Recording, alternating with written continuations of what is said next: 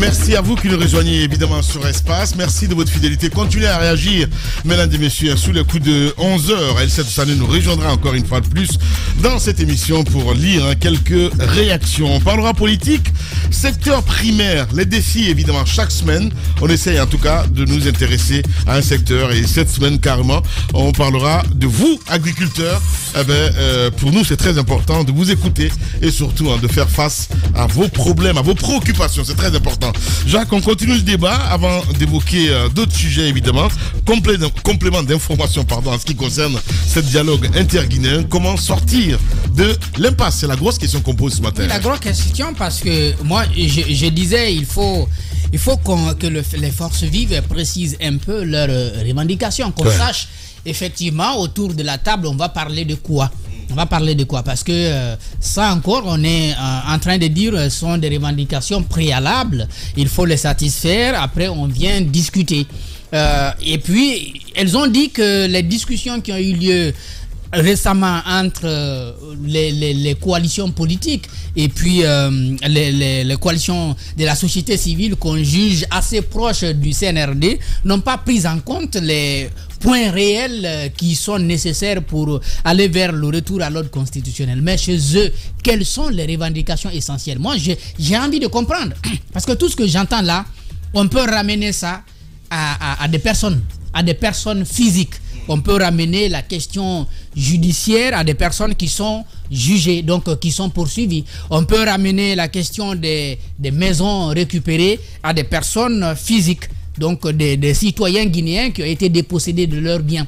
Maintenant, qu'est-ce qui va nous amener vers le retour à l'ordre constitutionnel? Il n'y a pas encore de manière assez précise de revendication qui soit portée devant nous. Moi, j'ai envie de comprendre, parce qu'on a dit que ce qui a été discuté récemment n'est pas nécessaire.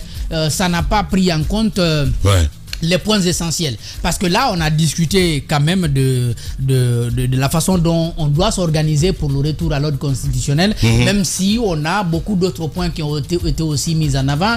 Ils sont allés jusqu'à mettre sur la table la question de l'âge pour participer aux élections, la question de la réforme constitutionnelle. Ce sont autant de questions qui ont été discutées. On peut être d'accord qu'eux, ils n'étaient pas là, donc ils n'ont pas donné leur point de vue. Mais aujourd'hui, qu'est-ce qu'ils veulent qui soit mis sur la table pour que, au terme de discussion, par exemple, qu'on puisse s'entendre. Étant donné qu'il y a un chronogramme qui théoriquement est déjà en train d'être déroulé.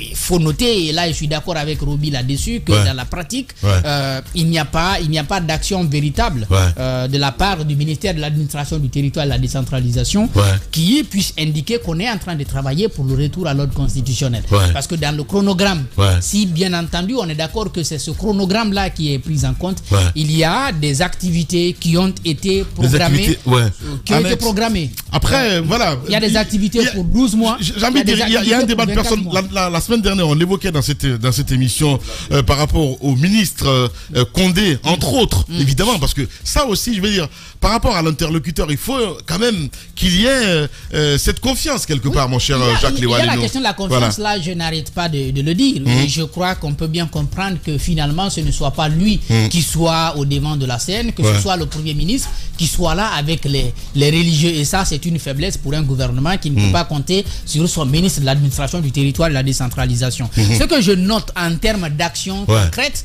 vous avez un chronogramme qui a 10 activités principales. Et ces activités-là ont été programmées. Des grandes gueules.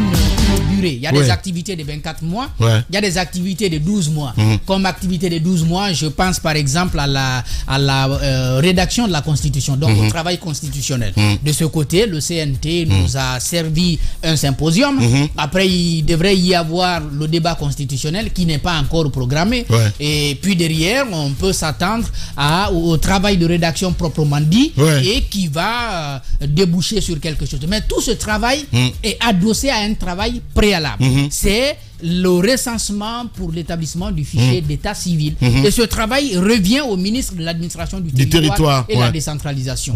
Il doit... Qu'en est-il aujourd'hui, mon cher Jacques? À ma connaissance, rien n'a commencé. Et nous sommes au 3e mois.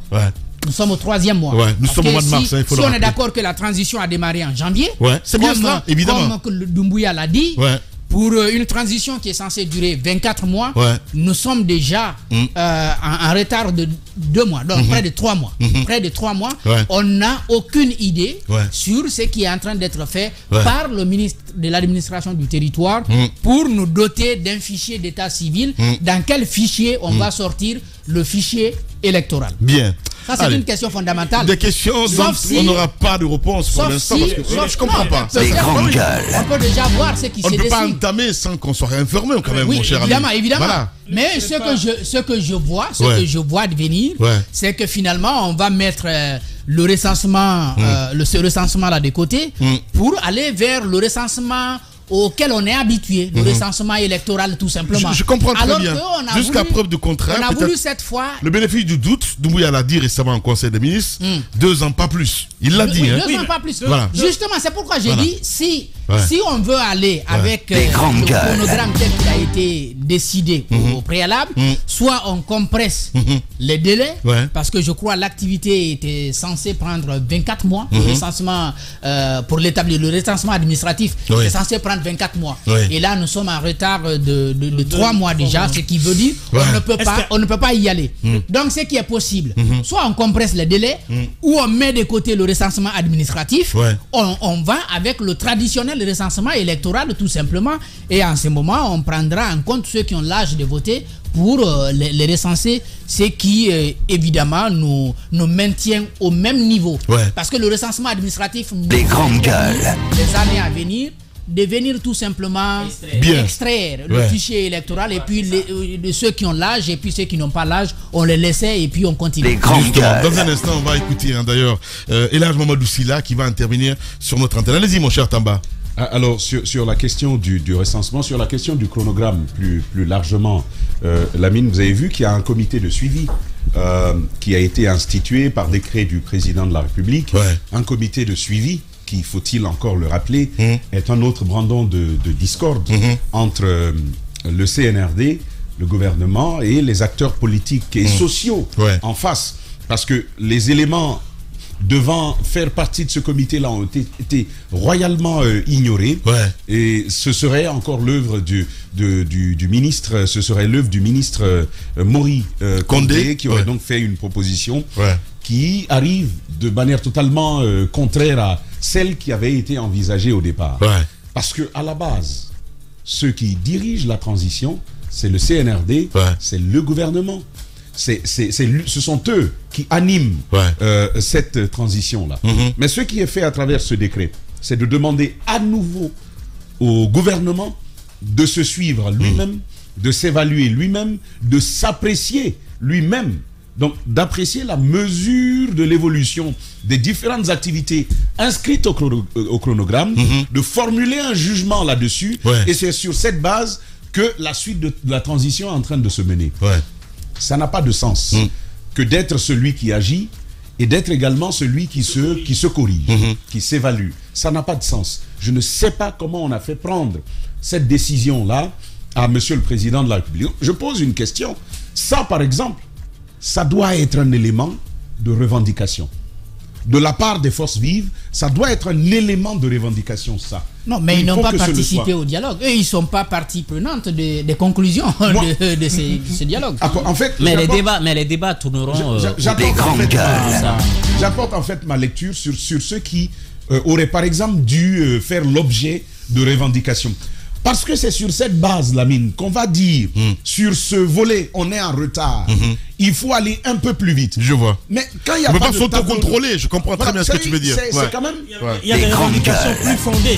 Alors, vous après, après, ça va Roby, ne nous ramène pas là, s'il te plaît. Ne nous ramène pas là, s'il te plaît. Oui, justement. Allez-y, mon cher Tamba. Après, ça va s'apprécier diversement. Mais si l'on peut définir, si l'on s'accorde par exemple à définir un projet que c'est une série d'activités qu'on échelonne sur une période précise, alors considérons notre transition comme un projet à conduire à terme. Vous voyez bien. Et au bout, l'exercice qui se fait souvent, c'est de constituer une trame, un tableau de bord de suivi. Et c'est ce que ce comité-là est appelé à faire. Maintenant, vous voyez qu'un tel comité, ils seront payés, les membres. Parce que moi, j'oublie jamais les grandes gueules. Ils seront bien payés. Mais évidemment. quand je dis bien, c'est vraiment bien, Lamine. On a bien compris. Voilà. Donc c'est vraiment avec des biens, quoi. Donc il y a des avantages particuliers dedans, parce que formuler un tel avis supposé être indépendant face à quelqu'un qui gère tout un État, il faut quand même avoir une certaine... Je pensais que ça allait être un petit peu supervisé par l'Union européenne, comme d'habitude. Lamine, l'Union européenne, c'est loin, tout ça, mais on aurait pu le faire par nous, mais par des acteurs étrangers à l'action quotidienne. Ouais. Vous voyez? Mais ce qu'on a fait, on a dit au ministre Maury, qui a la responsabilité des plus grandes actions liées au retour à l'ordre constitutionnel. Ouais. On a dit à ce ministre-là, c'est à vous. Donc au département, il y a plusieurs cadres qui arrivent, or qui ont la main au fichier électoral, qui ont la main au recensement-ci, qui ont la main au recensement là. Donc finalement, vous voyez comment on va faire. Ouais. Donc ça, c'est un premier élément que je veux souligner. C'est-à-dire qu'on peut sortir de ce premier cycle de négociation, croyez-moi, on va venir tomber dans cet autre cycle-là. Ouais. À cause de cette décision. Et justement. Deuxième chose. Les grandes gueules. Deuxième chose, il y a beaucoup, par ailleurs, il y a beaucoup à dire. Donc la deuxième chose, c'est de dire que, Lamine, il faut déjà qu'on disponibilise ce chronogramme-là. Il faut déjà qu'on le disponibilise, que les médias, que les acteurs sociaux, que tous les autres... Si ce n'est déjà fait. Oui, Lamine, non, mais Jacques le rappelait. Voilà, après, s'il y a des retards, je veux dire, la faute à qui, à la fin du compte? Lamine, vous savez, non. Ce type de choses-là, on aurait dû avoir des revues. On aurait dû avoir des revues pour nous dire, à partir de 3 mois, ça fait 100 jours, on fait le point. Qu'est-ce qui a été fait? Ouais. Où on en est de la suite de la transition? Justement. On aurait dû avoir ce type de revue, ouais, auquel on convierait les médias, qui auraient ainsi accès à tous les documents de pilotage de la transition. C'est vrai. Par rapport au retour, bien entendu, à l'ordre constitutionnel, on aurait pu avoir ça pour mieux apporter à la fois l'information que l'on veut, mais poser également les bonnes questions. Ouais. Mais quand tu es dans une telle situation, on est effectivement dans une impasse. Ouais. Première chose. Deuxième élément important de l'impasse par ailleurs, et qui, à mon avis, entretient la difficulté du dialogue. Regardez les acteurs en face et leurs intérêts. Bien naturellement, Cellou Dalein Diallo n'est pas intéressé à assister à un gouvernement de transition. Il ne va pas demander à être ministre de ci ou ministre de ça. Ce qu'il veut, c'est être président. Alors, ses intérêts à lui, c'est que on puisse préserver, le moment venu, sa candidature, mais aussi les voix qui lui seront confiées par les Guinéens. Ouais.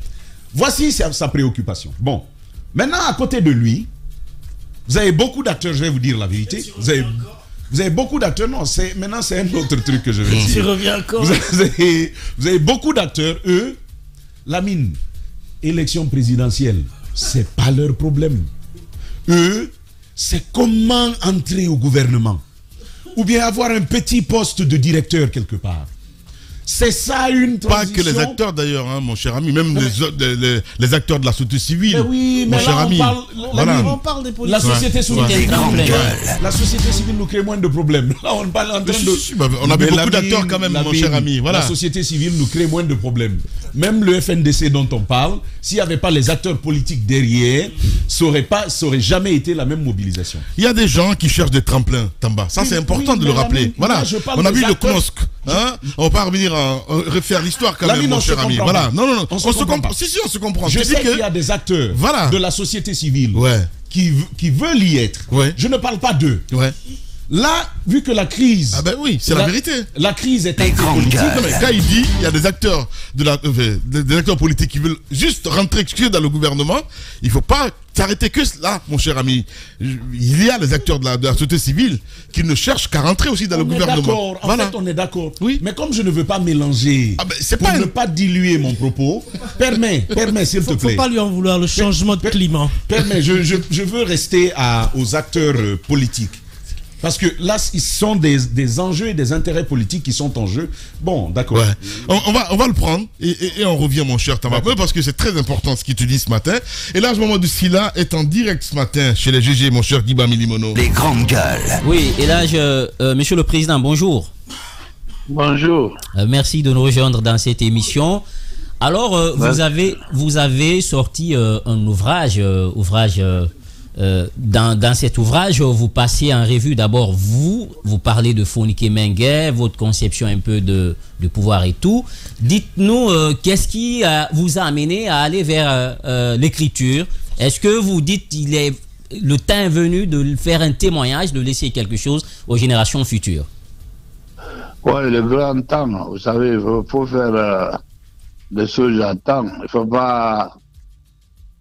pas laisser... Allô? Oui, vous êtes à l'antenne, allez-y. Bon, j'ai dit les grands temps de vraiment livrer tous ces témoignages au peuple de Guinée, et n'est-ce pas que au monde, tous ceux qui nous ont suivis, il y a des périodes quand même qui sont passées, qu'il y a eu beaucoup de bruit, n'est-ce pas, de ce que entre moi et l'administration, je veux parler de l'État. J'ai parlé d'abord... D'accord. Alors, Elhaj, ce qu'on va faire, je sais qu'on va avoir l'ouvrage aujourd'hui. Nous passerons tout à l'heure le récupérer et obtenir justement une entrevue spéciale sur les mémoires et donc de Elhaj en studio. Mais il y a cette préoccupation que nous avons. Depuis que vous avez quitté votre coalition, là, on parlait du Quatuor à l'époque, plutôt le Quatuor, depuis que vous l'avez quitté, on ne vous a pas eu de ce moment-là jusqu'à maintenant, on ne vous a pas eu sur nos antennes. Est-ce qu'on peut encore savoir ce qui vous a amené à abandonner les trois autres, Elhaj? Oui, vous savez que, bon, moi je suis un homme, d'abord un homme d'affaires. Quand il dit homme d'affaires, il est bien averti, qui connaît beaucoup de choses, qui a tourné un peu partout. Vous savez, moi, je me bats à chaque fois pour quelque chose. Mais je me fixe plan A, plan B jusqu'à C. Donc, on s'est battu depuis l'arrivée de CNRD. Ensemble, on a toujours, sur le même 10 points qu'on a toujours réclamé. Mais on n'a jamais obtenu de ce qu'on veut. Et puis, voilà, moi, à un moment donné, j'ai dit, bon, il faut réfléchir, maintenant, changer de stratégie et voir comment réellement, comment se prendre après, ne pas tout le temps rester. Obtenir, vous dites on s'est battu, on n'a pas obtenu ce qu'on veut, on n'obtient jamais ce que l'on veut, il faut changer de stratégie. De quoi parlez-vous précisément, Elhaj? Quelle stratégie vous auriez prôné aujourd'hui que les autres ont refusé, par exemple? Justement, parlant par exemple des forces vives, avec cette manif reportée à la fin, on sent un petit peu à l'agonie. Je vais vous dire que Force Vive, le nom là, c'est pas étranger au Guinée. Force Vive, c'est nous qui avons créé ça pour un peu d'histoire au temps de CNRD. Et CNDD, oui. Donc, c'est depuis là. Mais là, tout le monde parlait le même langage, que ce soit les syndicalistes de l'Arabie avant, les Fofana, les Bakary Fofana qui étaient à les Assini, et tout politique conformé, société civile, on était ensemble. Bon, alors maintenant, c'est pas le même Force Vive aujourd'hui parce que il y a beaucoup de fractions qui sont créées. Il y a groupe un peu partout. Bon, alors moi, j'ai dit... Non, mais dites-nous un petit peu les dessous. Elhaj, quand vous dites qu'il y a des fractions, en ce qu'on sache, publiquement, pour l'instant, nous, on n'en sait rien du tout. Peut-être que vous êtes dans les secrets de...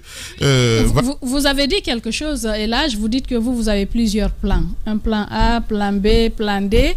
Ça veut dire que si ça ne marche pas ici, vous orientez vers autre chose. Finalement, où est la question de la conviction dans le combat que vous êtes en train de mener? Non, vous savez, l'homme doit se fixer comme ça. Parce que si vous focalisez sur un plan A, si ça ne marche pas, ça vous allez mourir ou vous allez faire quoi? Donc il faut toujours réfléchir. L'homme est fait pour ça. L'esprit est là, c'est ça. Tu penses, est-ce que ça marche ou ça ne marche pas? Si ça ne marche pas, qu'est-ce que je fais? C'est ça que je dis, plan B. Donc tout l'homme doit, quand il veut, c'est pas pour rien que je suis monté, j'ai gagné des milliards et puis gardé. Donc voilà, c'est une réflexion comme ça. Donc alors moi je dis à un moment donné, au Quater, j'ai dit, écoute, on était bloqué à un moment donné, bloqué carrément. CNRD ne veut rien entendre, nous aussi on ne veut rien entendre. Il y a eu beaucoup de, je ne sais pas, de marches, morts d'hommes, autres, tout. Donc, à un moment donné, moi, je lui ai dit, écoute, comme le Premier ministre est venu nous voir, et jusqu'à ce que nous, on l'a reçu ensemble, essayons de réfléchir, faire pause et puis essayer de changer de stratégie et écouter, au moins donner la chance au Premier ministre parce que pour moi, il est sincère à ce moment. Donc, c'est quand ils ont dit non, eux, ils ne sont pas dans ça. Donc voilà, bon, moi j'ai fait le pause. El Hadj, vous avez fait pause. Vous avez fait pause. Est-ce que c'était pas le prix à payer pour que vous puissiez sortir du territoire, El Hadj? Bon, je vais vous dire, merci beaucoup. La question là est importante. Vous savez très bien, j'étais sorti avant même que l'histoire de Quater la commence. Quand l'affaire, j'étais convoqué, c'était 20 juillet, je crois, 2020, j'étais à Krief, j'ai répondu. Et après, j'ai demandé que je devais aller à Paris pour aller faire mes contrôles médicaux. Mais on m'a accordé 2 mois. Il ne faut pas oublier. C'est-à-dire que les Guinéens oublient vite. Donc je suis parti avant qu'on soit encore deuxième fois contrôle judiciaire avec les 9 personnes, y compris Fodé Oussou. Donc, alors, maintenant, moi, quand deuxième fois je voulais partir, j'ai demandé encore Krief, et pour dire que je partais, ils m'ont accordé encore 2 mois parce qu'il y a la crédibilité déjà qui est là. Je suis parti, je suis rentré avant même date qu'on m'a donné. Donc, ils ont accordé. Donc, alors, je viens par là, j'ai dit, voilà, j'ai déjà accord pour les autres. Comme c'est même justice en Guinée, il n'y a pas de justice. Mais vous pensez, comment vous voyez que par là peut annuler, pendant que moi je pense que pour Krief c'était plus sérieux encore. Ce qui amène cette question, El Hadj. Ce qui amène cette question, El Hadj. Premièrement, vous êtes un acteur politique. Vous participez au Quatuor comme Cellou Dalein Diallo, mais particulièrement comme Fodé Oussou Fofana. Mieux, votre situation est aggravée par le fait que vous répondez pour fait de corruption, d'enrichissement illicite devant la CRIEF. Mais vous, on vous autorise à sortir pendant qu'on interdit à Fodé Oussou Fofana de sortir. Et là, qu'est-ce qui s'est passé? Dites-nous la vérité. Écoute bien, les hommes ne sont pas égaux. Dieu a créé vous-même même une partie du corps, c'est différent que de notre corps. Les hommes ne sont pas de même. Les hommes ne sont pas de même. Dieu a créé, chacun a sa sens. Avez-vous négocié politiquement? C'est pourquoi j'ai bien dit là-bas, l'homme et sa destin. Avez-vous négocié politiquement votre sortie, au-delà de ce que vous nous présentez comme faveur judiciaire ou une chance? Est-ce que politiquement, vous avez eu des discussions vous facilitant un peu la sortie et puis le retour au pays? Non, mais avec qui? Discussion avec qui? Le CNRD. Moi, j'ai affaire avec la justice. La justice, je suis venu, comme j'ai dit, j'ai discuté, j'ai convaincu avec des preuves. Donc, si peut-être les maladies même ne sont pas de même, donc vous ne pouvez pas comparer les 2 choses. Ça, c'est le juge est souverain. Bien. Il peut prendre une décision qui semble que c'est bon. Voilà. Voilà. Alors, vraiment, il ne faut pas faire polémique sur ça. Bien. Et là, on va revenir sur l'actualité avec cette manif reportée des forces vives. Et vous avez dit récemment, l'une de vos sorties à dire Alpha doit se reposer. Parce qu'on parlait tout à l'heure du RPG Arc-en-Ciel. Comment voyez-vous cette force vive version 2023 aujourd'hui, El Hadj Amadou Sylla? Bon, je pense que je crois qu'il n'y a que 3 semaines, peut-être 2 semaines, 3 semaines. Hein. Parce que quand je suis venu de Paris le 30 février, j'ai entendu ce nom-là. Bon, alors, je vais vous dire que je ne vois pas vraiment. Bon, je reste sur ma faim. En tout cas, je suis un homme visionnaire, je vois des choses. Et je ne vois pas beaucoup que ça va marcher. Parce qu'il y a des. C'est-à-dire, il y a des personnes, il y a des idées qui sont ensemble, mais ce n'est pas compatible. ne sont pas compatibles l'un par rapport à l'autre. Parce que chacun a cette idée sans qu'il puisse avouer réellement à l'autre. Voilà, c'est mon problème. Moi, c'est ça que je voyais. Mais je pense que c'est quelque chose qui ne va pas durer. Hein. Vous pensez que c'est une guerre d'intérêt, chacun défend son intérêt personnel, c'est pas l'objectif n'est pas le retour à l'ordre constitutionnel? Oui, monsieur, vous avez que d'autres qui disent qu'il faut que l'ancien président se retourne, on entend tout, hein, et puis qu'il va prendre 6 mois d'abord, voilà, écoute-moi, c'est pourquoi j'ai donné conseil à l'ancien président, bien sûr que mon grand frère, président Alpha, il n'a qu'à se reposer. Là où il est comme ça, il n'a qu'à accepter les défaites. Il n'a qu'à laisser tranquille les Guinéens maintenant. Parce que vous savez, à un moment donné, si Dieu t'a donné la chance, tu as fait au moins 11 ans à la tête, et tu parles, donc il faut, avec son âge aujourd'hui, il a plus de 80, près de 85 ans aujourd'hui. Mais si j'étais à sa place, j'allais prendre le boubou et aller m'asseoir à Turquie là-bas, le plus vieux mosquée là-bas, et puis j'ai pris Dieu qui me pardonne de tout ce que j'ai fait, de mon enfance jusqu'à maintenant. Voilà, c'est le conseil là que je te donne. Les grandes gueules. Alors, et là, j'ai 2 questions pour vous. C'est en parlant de en parlant des forces vives, vous dites que c'est un projet déjà mort-né. Il y aura éclatement puisque chacun a son agenda. Et je sais que le Quator, vous êtes parti parce que tout simplement, on avait discuté du fait que vous étiez le coordinateur pour une rencontre, ce que Sidi avait dénoncé à l'époque. Est-ce que vous pensez aujourd'hui qu'à l'état actuel des choses, et vous et les autres, ça ne vous arrange pas face au CNRD, parce que ce qui serait mieux, c'est de venir ensemble et autour d'une même coordination. Mais à cause des intérêts personnels, cette division peut aussi profiter au camp d'en face. Les grandes gueules. Non, moi, c'est surtout sur le principe que je voulais qu'on marche. Parce que j'ai demandé, est-ce qu'on veut vraiment aller au dialogue, est-ce qu'on veut s'entendre avec CNRD? Mais il y a des gens qui sont dans l'esprit de blocage, extrémistes. Donc, il ne veut rien entendre. Il dit ça, ou bien c'est ça, ou c'est rien. Mais l'homme doit évoluer. Il faut évoluer. Mais si tu n'évolues pas, ce n'est pas la peine. Donc, j'ai trouvé que, c'est pas dire que le coordinateur, moi, coordinateur, je n'ai pas besoin. Mais il y a des choses qui sont passées entre nous dans la plateforme, que vous ne savez pas, qu'on parle entre nous dans les plateformes. Donc, à ce moment, on ne peut pas dire tout à la place. Mais, mais vous pouvez dire un peu que je me retire. Alors, je me retire, c'est mieux. Vous pouvez nous dire un peu, parce qu'il y a des Guinéens qui meurent, c'est la vie de toute la nation, ça nous concerne aussi. Qu'est-ce qui n'a pas marché entre vous sur la plateforme?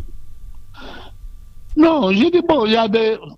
J'ai bien dit autrefois, il y avait esprit de suffisance.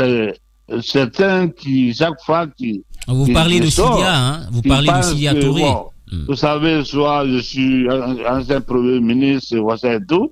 Donc, il y avait un problème de syndicalisme de l'ancien Premier ministre contre nous autres.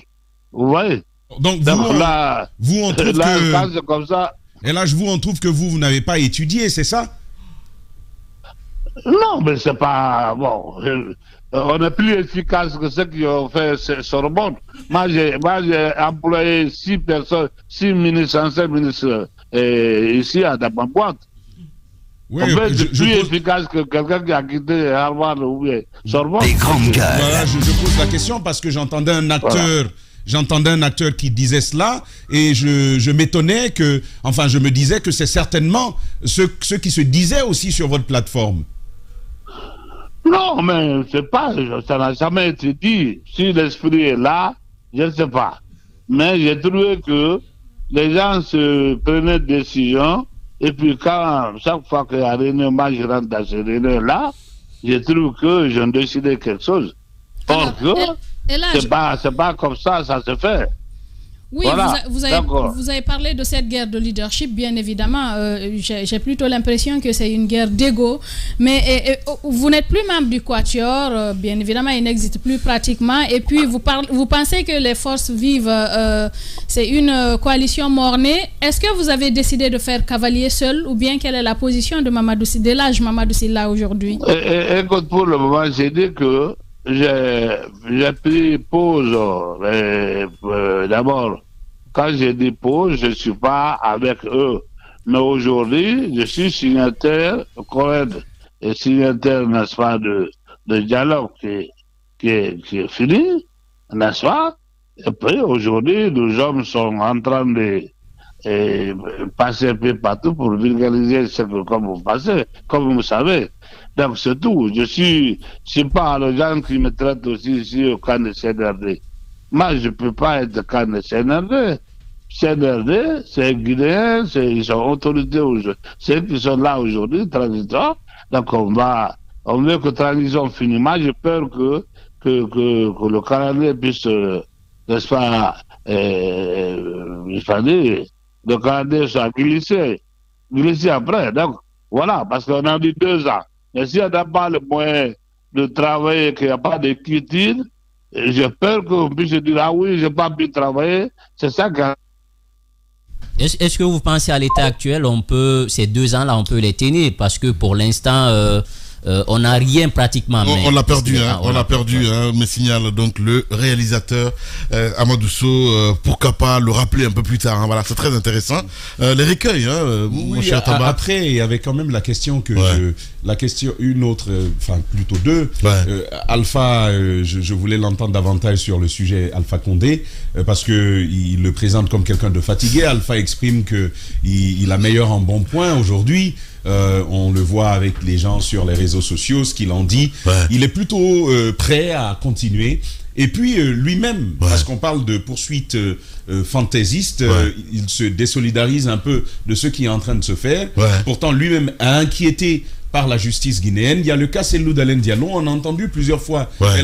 S'il nous regarde à la télévision, ça serait bien qu'il nous rappelle, parce qu'on n'arrive pas à le joindre. Voilà. Et Eladj Mamadou Sylla dire, on l'a entendu plusieurs fois dire que Cellou Dalein Diallo n'avait rien à voir avec le dossier Air Guinée, il était bien loin de cela.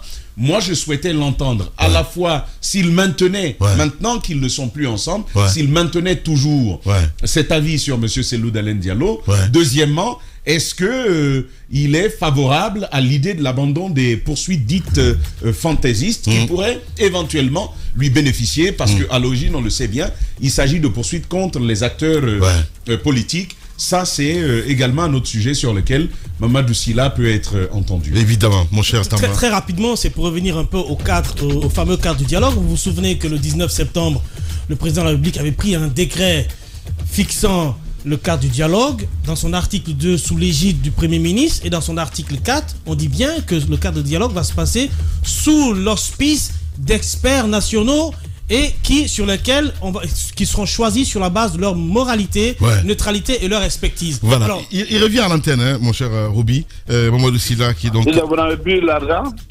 C'est qu'on a pris de l'argent. On n'arrive pas à te joindre. Vous envoyez les crédits alors. Ah ben voilà, nous on envoie les crédits. Nous on n'a pas de milliards. Ça va pas être gratuit, la mine. Et là, nous on n'a pas de milliards. Allez-y. Allez-y. On n'a pas de milliards comme vous, donc on n'a pas de crief à la trousse. C'est pas possible, allez-y. Ça marche, je t'envoie un peu. D'accord, ça marche. D'accord, je vais vous envoyer mon OM plus tard.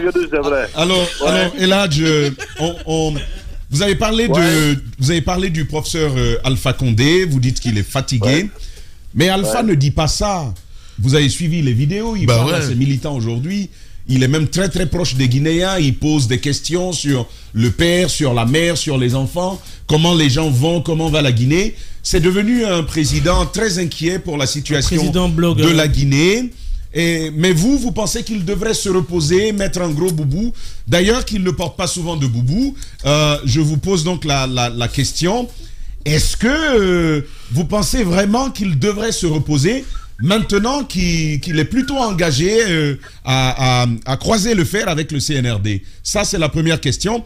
Et la deuxième question, plutôt on va aller sur la première et je reviendrai sur la deuxième. Allez-y, Elhadj. Oui, vous savez que moi je pense que tout ce qu'Alpha fait aujourd'hui, je ne pense pas qu'il a la chance. On ne dit jamais, n'est-ce pas, dans la vie, mais c'est trop maigre, quoi. Son passé est trop maigre pour réussir.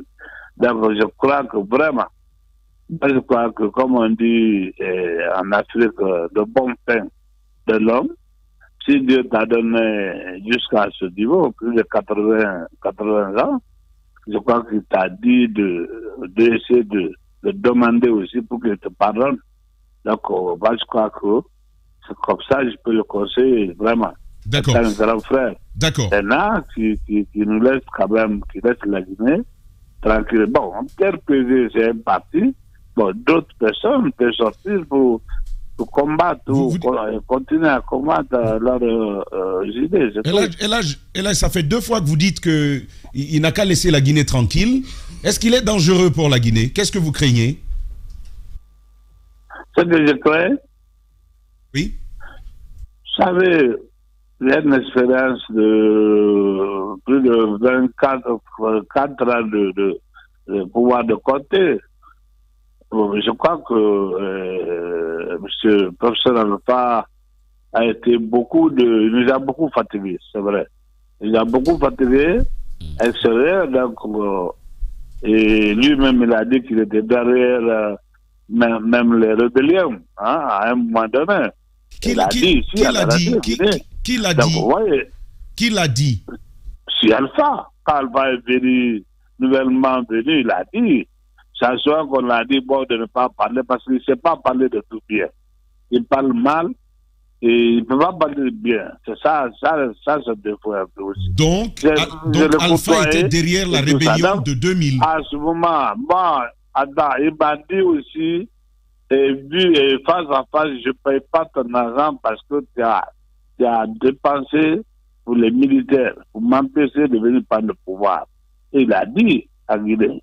Donc, il voulait changer compte par les gens parce qu'il refusait de partir par les jeunes. Donc votre mésentente, votre mésentente est née du fait que vous ayez dépensé du temps de Lansana Conté en fournissant à l'armée les armes pour aller combattre la rébellion à Guékédou. Une rébellion qu'il dirigeait, c'est ça? Oui, c'est ça. Le long de frontière déjà, jusqu'à Bastanta, c'est de long de frontière de Guinée forestière jusqu'à Foucaria. Tout ça, c'est le groupe quand ils ont tué par à Pabala, je vais parler de l'autre, la Badiraoula. J'ai été jusqu'à là-bas après. Voilà, j'ai créé. En sortant, j'avais dit, je crois que c'était espace, donc évasion. J'ai dit, je suis contre pour son premier sortie là. Je ne voulais pas qu'il sorte maintenant. J'ai dit, c'est ça, on va avoir des difficultés après. J'ai dit, hein. D'accord. Il est parti de Dubaï, là, vous savez comment il est revenu. Et à ce moment encore, il est parti, maintenant il est tranquille, maintenant, voilà, c'est pourquoi maintenant, à chaque fois, quand c'est calme ici, il essaie de vraiment penser troubler les choses, c'est tout. D'accord. Et lorsque vous dites... il n'allait pas faire ça. D'accord. Lorsque vous dites qu'il n'a qu'à laisser maintenant la Guinée tranquille, à l'époque, vous avez alerté pour dire si on le laisse partir, Alpha Condé aujourd'hui qui a beaucoup de moyens, est-ce que vous êtes en train de... Vous craignez que ce qui s'est passé à Guéguédou ne se répète encore en Guinée? Merci beaucoup, Jiba. La question est importante parce que quand quelqu'un n'a pas le moyen, il a pu circuler comme ça, et puis maintenant il a les moyens, on ne sait pas combien de moyens il est sorti avec, ou il avait mis de côté à l'extérieur. Donc, c'est pourquoi je crains. J'ai dit de ne pas le faire partir. Je crois qu'il y a des journalistes qui aiment témoigner encore. Parce que s'il a le moyen, il ne va pas. Quand il prend, par exemple, il y a certains présidents qui se réunissent bien il n'y a pas longtemps, mais c'est ses amis. Je parle de Nigeria, par exemple. Il y a des amis parmi eux. Il a des amis encore parmi les présidents. Voilà. Ouais. Les vérités Voilà. de... C'est sérieux, hein. Ouais. C'est très sérieux. Je comprends très bien, voilà. Et là, je m'en mets aussi là avec nous hein, dans notre émission Les Grandes Gueules. Et là, si vous nous permettez, on va revenir avec vous, évidemment, parce que je sais que vous avez beaucoup de choses à dire ce matin, évidemment, au peuple de Guinée. Le temps d'une pause. Derrière, on reviendra maintenant, messieurs, avec Elhadj Mamadou Sylla. D'autres sujets également aussi à évoquer hein, dans cette émission Les Grandes Gueules. Et puis, on regarde dans l'autre écran Baouri qui s'exprime, évidemment, ce matin, du côté du procès du 28 septembre. Voilà, c'est bien ça. Allez, on revient à 11h avec vous. Ainsi va la Guinée, évidemment, mesdames et messieurs, en 2023. Et vous êtes au pays de Mamadi Doumbouya. Allez, nous repartons sur le terrain, mon cher Tamba, avec notre invité, évidemment, qui est toujours avec nous. C'est bien sûr Elhadj Mamadou Sylla. Il est là. Elhadj, rebonjour. Rebonjour. Voilà. Elhadj, avant de nous séparer, Guiba posait la très juste question de vos préoccupations, de vos inquiétudes. Parce que par plusieurs fois, vous avez insisté sur l'expression que M. Alpha Condé laisse la Guinée tranquille. Alors, Guiba posait la question, qu'est-ce que vous craignez maintenant qu'il n'est plus président, maintenant qu'il n'est même plus en Guinée, qu'il est en Turquie, mais avec beaucoup plus de moyens qu'il n'en avait il y a 20 années, il y a 20 ans, il y a 10 ans en arrière? Oui, je disais que je crains, c'est vrai, parce que dans les moyens, la relation nouveau qu'il a créé entre les présidents, vous savez, tout ce qu'il a incarné à un moment donné. Donc, vraiment, si encore il tient au pouvoir, donc on doit avoir peur. Parce que là, il a les relations, il a les moyens. Hein. Donc, moi, c'est ça, je suis visionnaire. Donc, vous savez, j'étais ami avec un général d'armes. J'étais ami avec un général d'armée. On sait bien comment, calculer les choses à temps. Alors, comment vous avez analysé son association à un moment donné, on disait que c'est encore le cas, avec les autres coalitions politiques au sein des forces vives de Guinée? Bon, moi, ce que j'ai... le nouvelle que j'ai entendu, que déjà, les leaders, là, ils ne se parlent pas entre eux. Il y a certains qui ne parlent pas entre eux. Bon, l'autre fois, j'ai entendu que Alpha voulait parler à Sidia ne voulait pas le parler. Vous voyez déjà, donc, je crois que c'est contre nature. L'association est contre nature. C'est difficile que ça marche, quoi. Ouais. D'accord. Pour Sellou nous a expliqué pourquoi il ne veut pas lui parler. Mais est-ce que vous savez pourquoi Sidia, qui a été haut représentant de Alpha, son haut représentant, pourquoi il ne veut pas lui parler d'après vous? J'avoue que je ne veux pas parler. Je veux pas parler de quelque chose que je n'ai pas vécu. Je crois vraiment que ce soit nous, les 16 leaders qui l'accompagnent en 2010, et que ce soit Sidia même qui était contre lui, personne n'a travaillé avec l'ancien président, professeur Alpha, qui a été satisfait parce que c'est un monsieur qui n'a jamais respecté ses engagements. Oui. Il est très bien. Oui, donc, mais... alors, par rapport à ça, quand quelqu'un te dupe une fois, c'est difficile que tu puisses continuer la croix. Voilà. Mais vous, il vous a fait quel engagement? Elhadj, il a pris quel engagement, quelle promesse vis-à-vis de vous qu'il n'a pas respecté Alpha? Mais beaucoup. J'ai des conventions écrites.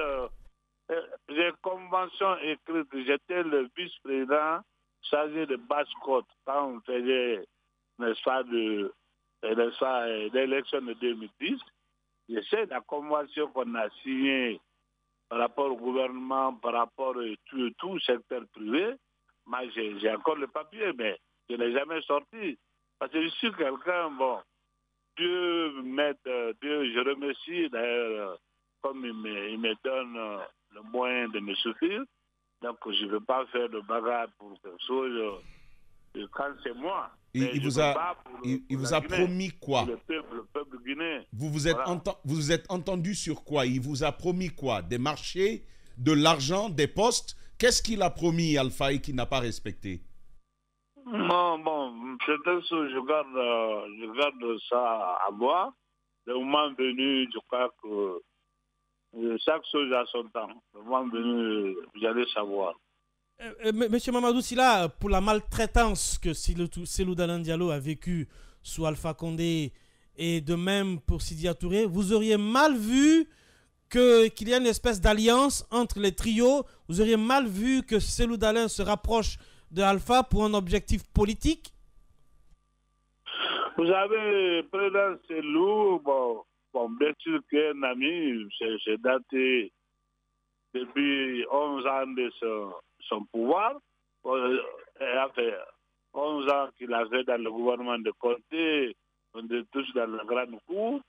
Bon, bien sûr, il y a eu un bas à chaque fois de nous, c'est vrai, mais bon, je le connais mieux que les deux personnes même. Donc, alors, lui, il va être vraiment, comme d'autres disent que sa place, c'est ce grand imam. Il doit être vraiment ça imam pour faire la prière, faire prier les gens. Parce qu'il veut construire avec tout le monde, il ne veut pas faire ça avec personne. Donc, vous voyez, lui, vraiment, sa qualité là, il veut passer personne. Donc, ce n'est pas la même personne que Sidya. Vous êtes cité dans le même dossier que Cellou Dalein Diallo, c'est bien évidemment le dossier Air Guinée. Vous êtes présent en Guinée, vous faites des va-et-vient. Cellou ne veut pas rentrer. Pensez-vous que l'homme a peur de revenir à cause de ce dossier spécifique? Écoute, monsieur, chacun est libre de faire ce qu'il doit faire, tant que tu peux respecter la loi. Moi, quand on m'a convoqué, j'ai dit à tout le monde que si on me convoque, je passerai, je répondrai. Je suis bon Guinéen, et puis si je ne me reproche pas surtout de quelque chose, je passerai défendre mon honneur. Donc, à ce moment, j'avais dit au départ, on a posé, j'ai dit que bon, si on nous convoquait, pendant que le murmure était, les gens disaient que j'allais nous convoquer, j'ai dit bon, c'est mieux qu'on se présente. Bien. Mais entre-temps, lui, il était parti. Moi, le 20 juillet, j'ai eu mon convocation, je suis parti répondre. Voilà. Et puis, mais pourtant, ouais. Vous clamez haut et fort qu'il est comment je vais dire, qu'il est innocent dans ce dossier. Vous qui avez été proche de lui et qui êtes de même cité dans ce dossier, pensez-vous vraiment avec conviction de son innocence? Bon, ce que je sais, que sur ce dossier, je suis concerné, n'est-ce pas? Parce que je suis seulement qui a été à acquérir tous ces avions-là et je vais parler. Parce que c'est l'appareil que j'ai acheté, c'est pas le nom de régulier comme les gens disent. Donc c'est un appareil que j'ai acheté, un avion, voilà aussi qui était épave. Non, Elage,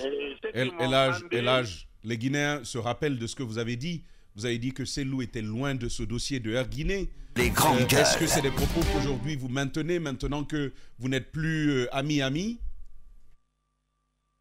Non, mais c'est ce que je l'ai dit qu'il y a quelque chose là-dedans. Moi, j'ai dit que j'ai acheté dans le domaine du gouvernement, pas dans le domaine d'un individu. D'abord que c'est... Voilà, ça son coupe. Est-ce que vous êtes là, et là, parce que ce que vous avez dit clairement, je vais le rappeler. Et là, je vous avais dit, Cellou n'a rien à voir avec ce dossier. C'est pas lui qui l'a géré. C'est ce que vous avez dit. Est-ce que vous maintenez ce propos aujourd'hui? Mais qu'est-ce que je dis? Moi, pour moi, c'est-à-dire que je ne suis pas l'employeur de commis de l'État et le ministre, ok? Pour moi, en tant qu'acheteur, moi, j'ai dit que j'ai acheté, pour moi, c'est légal. Et quand c'est légal, c'est que eux, c'est loué, c'est chèque, ils n'ont rien à voir là-dedans, parce que Mais comme je ne suis pas leur patron, mais ceux qui les ont nommés, c'est l'État et autres, si ils disent qu'ils ont quelque chose contre eux, Alors, je ne peux rien pour ça. Êtes-vous pour la revendication qui consiste à solliciter l'arrêt des poursuites judiciaires fantaisistes? Non, je n'ai jamais sollicité. Je suis pas la justice. La justice, il est indépendant, il est souverain. Voilà, j'ai toujours dit ça. C'est pourquoi je suis parti devant eux. J'ai confiance à la justice, j'ai confiance à la justice de mon pays. Voilà. C'est pourquoi je suis parti. Donc moi, je ne peux jamais répondre à la place de la justice, jamais. Parce que je ne suis pas compétent de tout. Et d'abord, c'est pas moi, je ne suis pas le juge. Et la revendication de la société civile qui estime qu'il faut restituer les biens à aux propriétaires, comme ils le disent. Je n'ai pas compris. La société civile réclame à ce que les biens qui leur ont été, les domaines qui leur ont été spoliés, si vous permettez cette expression, leur soient restitués, c'est-à-dire la maison de Selou et de Cilia. De restituer? Oui, ça fait partie des revendications de la société civile. Je ne peux pas être content des malheurs de quelqu'un. Je suis un bon musulman, surtout même si je ne connais pas quelqu'un, surtout je les connais les deux, vraiment. Et comme le dossier est pendant la justice, moi je pense oui, mais vous avez oui, mais monsieur Silla, monsieur Silla, vous avez été un très proche, si vous voulez même, très très proche de Lansana Conté. Vous êtes certainement au fait de cette situation. Est-ce que vraiment les deux domaines ont été acquis légalement, selon vous? Quel bien? Le même bien? Oui, la maison de Selou et celle de Sidia. Enfin, l'ex-maison de Selou, quoi. Non, je n'ai pas de moyens de vente ou achat, je n'ai pas de moyens.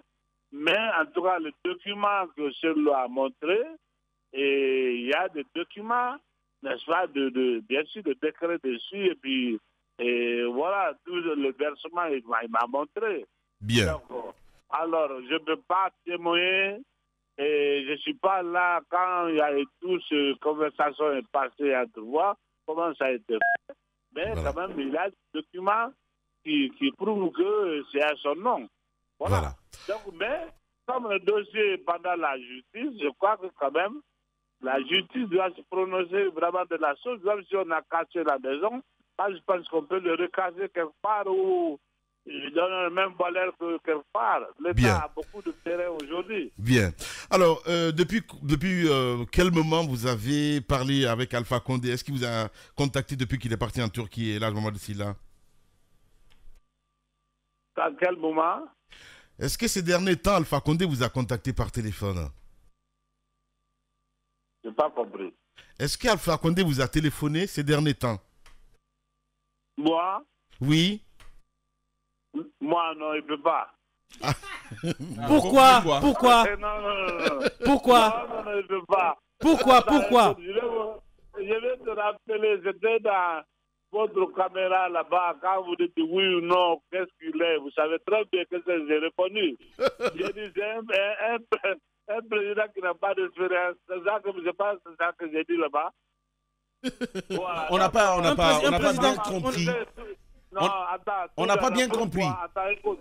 Pourquoi? Suivez bien. Pourquoi? Et vous suivez bien. J'ai été à Espace là-bas, on m'a demandé oui ou non, Alpha Condé, quoi. J'ai dit c'est un président mais qui n'a pas d'expérience. Pourquoi? Tout dernièrement là, vous savez très bien, le dernier fin de ce règne, j'ai tout même dit, j'ai dit que le fin de règne de Alpha, c'est bientôt, ça a tout aussi. J'ai dit ça. Donc, c'était très très mal entre nous, ça n'allait pas du tout. Vous savez que même mes droits, il a primé. D'accord, donc depuis votre sortie. Il a primé mes droits, suivez. Il a primé mes droits, parce que même mes droits constitutionnels, non seulement de tout ce qui va de chef de file, patron et au niveau de l'hémicycle, et puis il m'a même retiré sur la liste de corps constitués, n'est-ce pas, à l'aéroport, hein, n'est-ce pas? Parce que j'ai dit qu'il n'a jamais géré un quartier, et donc c'est ça le problème qu'il a. Pourquoi il ne peut pas gérer la Guinée correctement? Voilà. Et j'ai dit que la Guinée, c'est-à-dire qu'un État, c'est impersonnel. C'est le chef de l'État, mais il y a État, c'est toi, c'est moi, c'est l'autre, c'est tout le monde. Ouais. Donc, mais il a compris que l'État, c'est comme chose particulière, voilà. Bien. Comme bien particulier, c'est ça son problème. Ouais, j'ai bien compris. Hein. Ça, c'est les effets, comment dire ça, les dommages, hein, voilà, on va dire comme ça, évidemment, des GG, hein, un petit peu. Merci beaucoup, en tout cas, Elhadj Mamadou Sylla, d'avoir accepté notre invitation ce matin.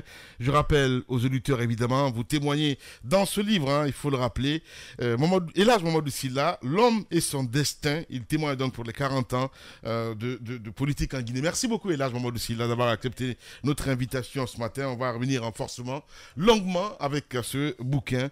Elhadj Mamadou Sylla, Patronat, L'homme et son destin. Il était notre invité ce matin. Une star. Une philosophie. Une ferveur. Un souvenir. La qualité a un prix. L'indépendance a un prix. Le contraire du talent, c'est la médiocrité. Sur Adafo Média, l'indépendance, la qualité à votre service toute la saison. Bienvenue sur Adafo Média. En Guinée, c'est Radio Espace, Espace TV, Sweet FM, Calac Radio, Espace Région. Adafo Média. Le futur, vivons-le ensemble. Et sur Espace TV tous les matins, mesdames et messieurs, merci à vous qui nous rejoignez maintenant sur cette chaîne. Eh ben, dans un instant, nous irons du côté de Forêt-Caria et on parlera Simandou, évidemment, Simandou avec donc cette relance donc du projet Simandou.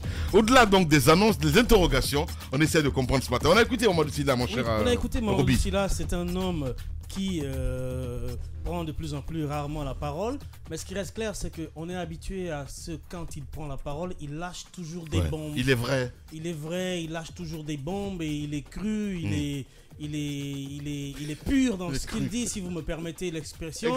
Mais la question que je me pose, et je voudrais bien que Tamba essaie de nous déclarer notre religion. Pourquoi à chaque fois que les hommes politiques, quand ils sont à la finitude, ils écrivent le bouquin et le titre qu'ils choisissent généralement, c'est L'homme et son destin? Ben pourquoi cette question? Oui, parce que je me souviens qu'Alpha Condé a fait un bouquin, lui aussi c'était L'homme et ses destins. Mamadou Sylla, c'est L'homme et son destin. Ça se passe aussi dans d'autres pays. À chaque fois, les politiciens, c'est L'homme et son destin. Ouais, mais il sera dans cette. Non, Alpha Condé, c'est une idée. C'est pas une idée, c'était une certaine idée. Voilà, parce que même lui, il s'est inspiré de. Évidemment. D'un autre politicien français. Ça s'approche toujours du destin. Après, il y a des biographies. Voilà. Dans le cas de Mamadou Sylla, je pense que c'est plus ça. Justement, parce que, attendez, il a été quand même au cœur du pouvoir. Il faut le rappeler, au temps de Lansana Conté. Moi, je crois que pendant leur période active, pendant leur période de jeunesse, entre guillemets, ils font tellement mal les choses qu'ils cherchent les excuses après dans les bouquins. Mon destin, ils ramènent toujours dans les bouquins. Il est complètement à côté de la plaque. Il est complètement à côté de la plaque. Mais c'est ça le problème en fait. C'est des témoignages. Comment ça t'as pas tort? Ils cherchent des excuses. Quand vous lisez le bouquin? Oui, mais t'as lu le bouquin? J'ai pas lu le bouquin, mais j'imagine déjà. Mais comment ça t'imagine, Roby? Non, permets-moi. Comment ça t'imagine? En tout cas, ce que je sais de mon expérience. Non, que je tu vas pas quand même. De mon expérience, Lamine. Tu vas pas faire. Attendez, tu vas pas quand même critiquer un bouquin que t'as pas lu, mon cher Roby. Attends, je viens. Je lis pour d'autres. C'est pour ça que je le dis. Et tu vas pas généraliser. Quand même. De mon expérience, il ne s'auto-flagelle jamais dans ces bouquins-là. C'est des périodes où il parle de grâce, de bien d'eux, etc. Je vois pas des moments difficiles aussi. Des moments difficiles quand il mène le combat, mais pas des moments difficiles. Mais toi, tu es là pour faire la critique. Il a fait la prison. Tu es là pour faire la Parce que les bouquins, c'est quand on a lu. En France, par exemple, même un conseiller à l'Élysée quand il a été proche des arcanes du pouvoir, il a marché dans les couloirs et tout, les coups bas, les coups tordus. Oui, ça c'est leur concernant. Lorsqu'ils quittent, ils font un témoignage. Ben voilà. Leur concernant. Voilà, une sorte de mémoire de ce qu'ils ont vécu. Leur concernant et l'autre versant et le peuple. Maintenant, je suis d'accord qu'on peut aussi... Il faut le comprendre. Je Je sais sais pas trop. Écoutez Tamba, écoutez-le. Non, mais il tire sur tout ce qui bouge en fait. Et voilà. Il n'a pas de soutien. C'est ça le problème en fait. Monsieur Roby. Mais non, on va pas écouter Tamba. Je te le dis au début de l'émission. L'éloquence. L'agonie. Écoutez. Non, je vais pas l'écouter. On va continuer avec toi. Tamba, c'est même pas la peine. Non, mais ça va quoi. Mais non, c'est pas Dans le possible. débat, on cherche l'approbation. C'est ça en fait. Le problème c'est ça. Mais non. On t'écoute Tamba, vas-y. Non. Soutiens-le. Maintenant que tu. Non, mais si tu me lâches. Non.